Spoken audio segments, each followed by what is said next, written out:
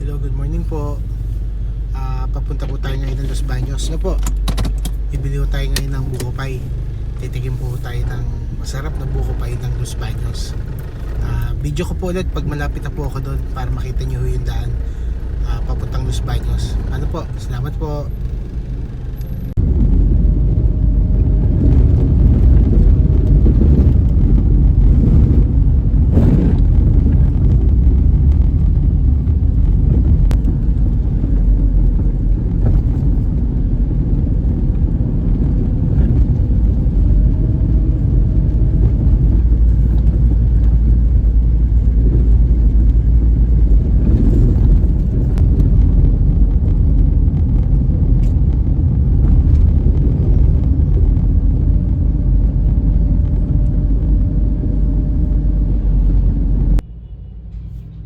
Yan, papunta ko tayo sa Orient.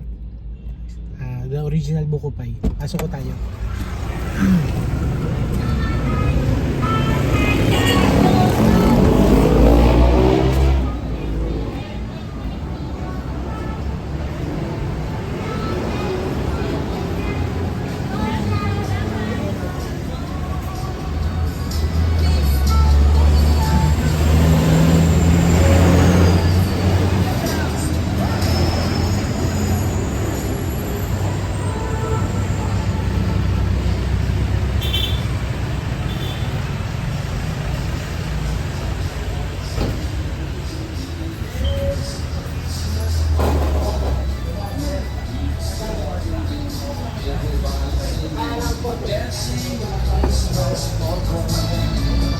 Christmas days and party, making free run home, and love just is needed. It's a wonderful world, all the boys and the girls are all dancing the Christmas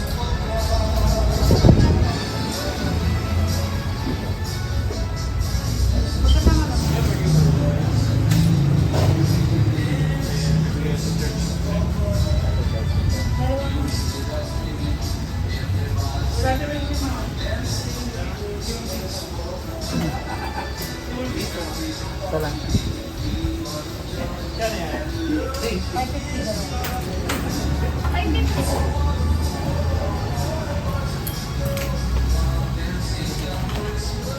Salasa. Ano buko pie? 270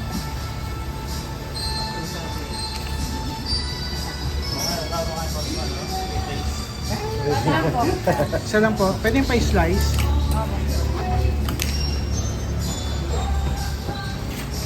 Isa lang po.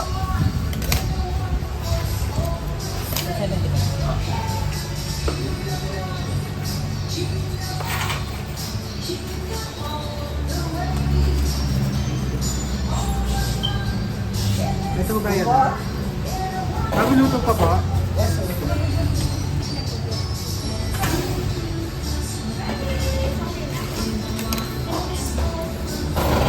Thanks po.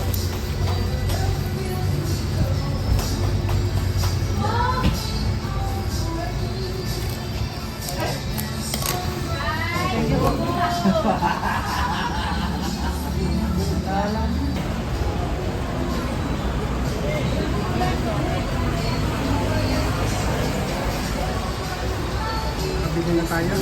Okay, punta tayo sa Hayat. Nataya po.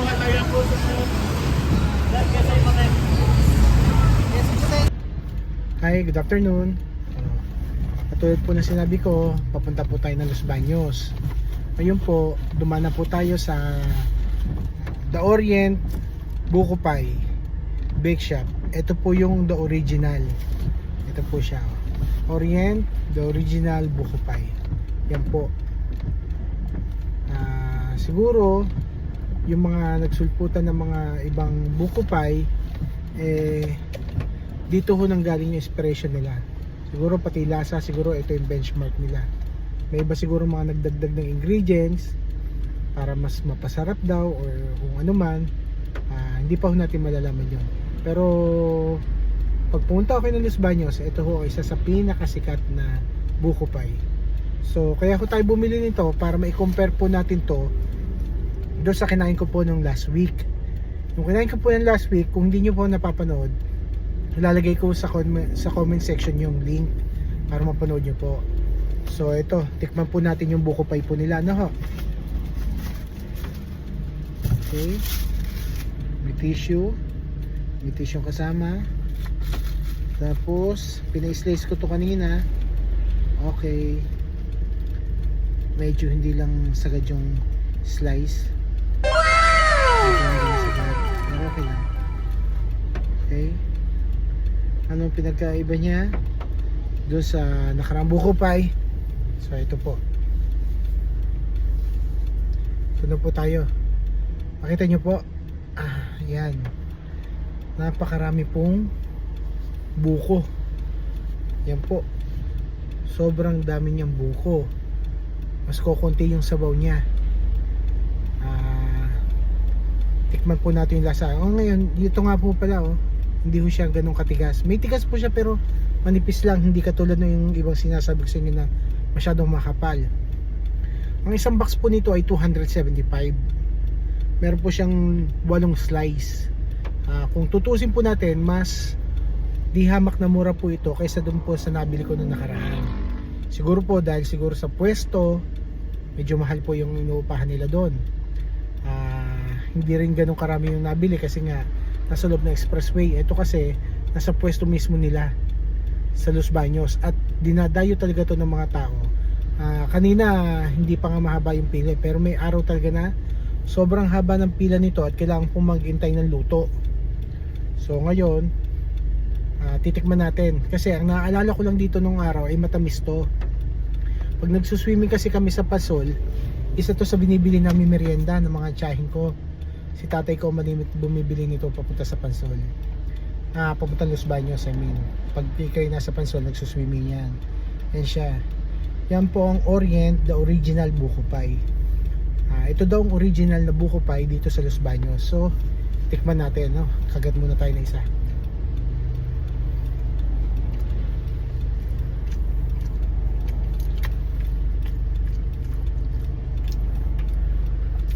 Mas may tamis siya kumpara doon sa isang kinain ko.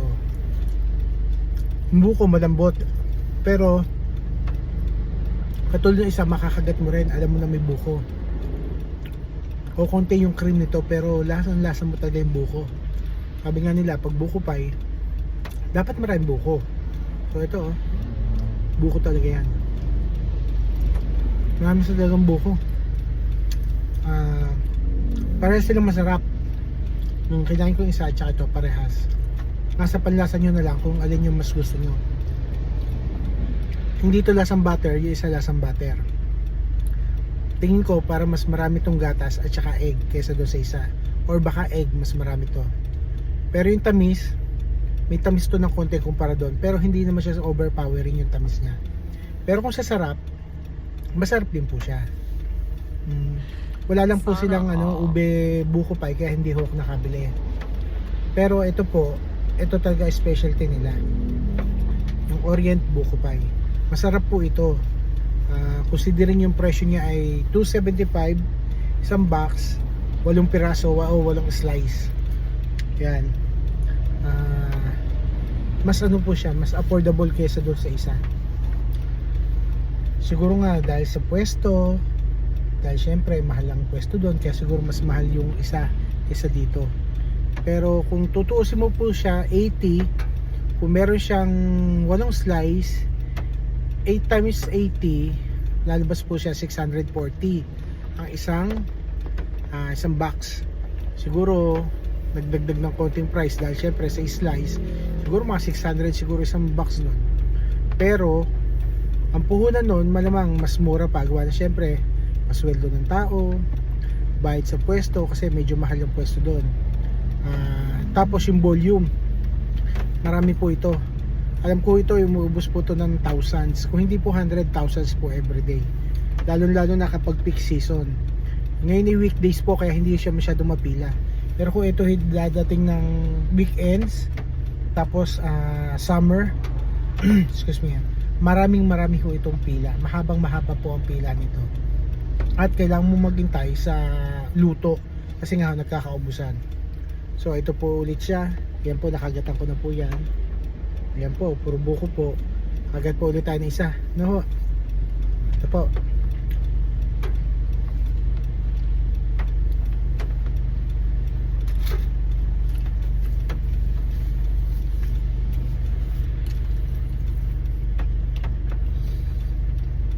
Hindi ako sa pagiging bias, pero dahil sa siguro ito yung nakasanayan namin dahil nung bata pa kami. Sabi ko nga po, ito lagi na yung binibili namin. Dahil po ito, kung hindi ko Orient, the original buko pie, yung pong katabi niya lettuce. Pero lately po, nung umuwi po ako ng San Pablo, Marinduque, may nadaanan po ako sa San Pablo na college. Masarap na rin po yung college, hindi katulad nung araw. Kasi nung araw, parang yung buko niya binubukayo. Siguro para tumagal. Kasi hindi pa sila ganun kalakas. Ngayon, marami siguro nakain sa college, marami na nabili. Malambot na yung buko niya, hindi na kailangan ibukayo.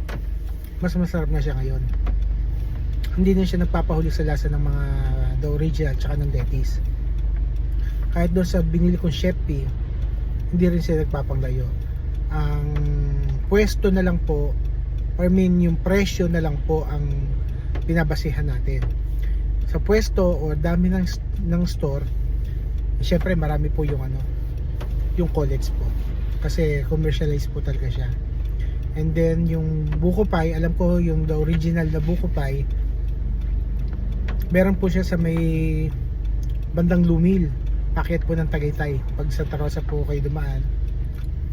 Tsaka ito pong nasa Los Baños po yung main branch. Yung Lecas naman po, kalimitan po ay Los Baños Pansol, doon ko po siya nakikita. Pero alam ko, nung araw nakita ko sila ng parang naka frozen para sa mga mag-abroad.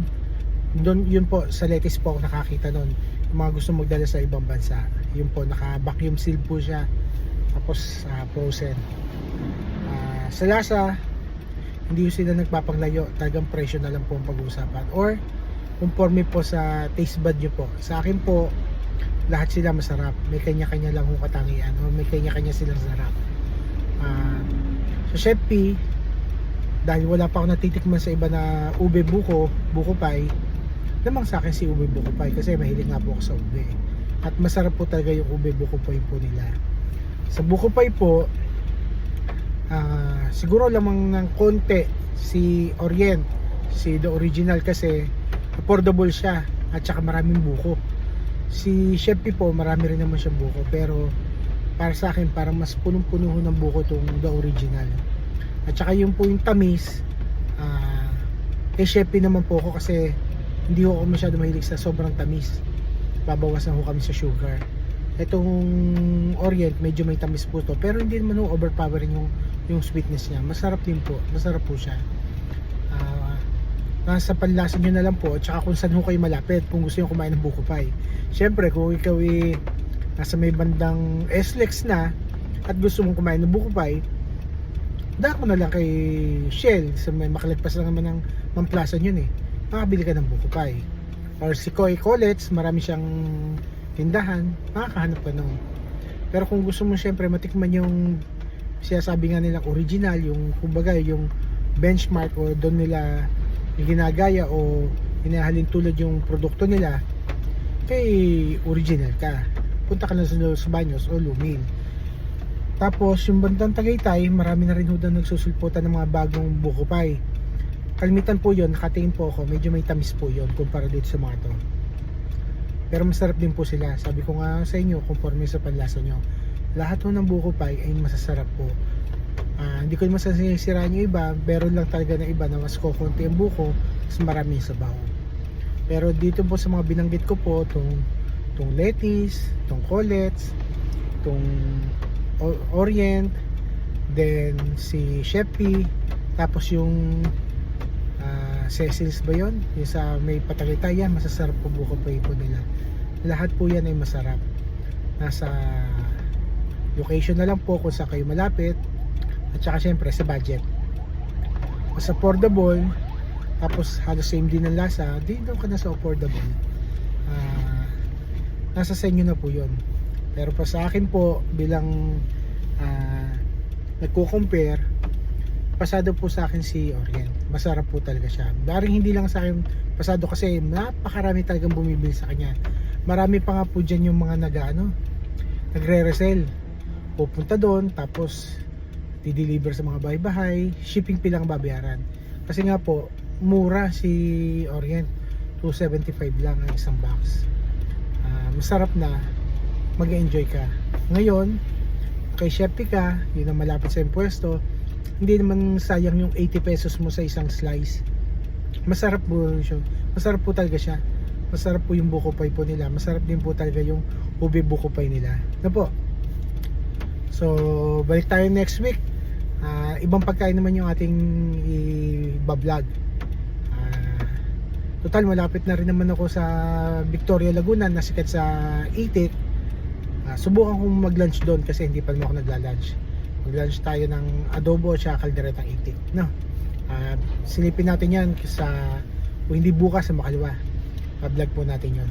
Ano po? Salamat po.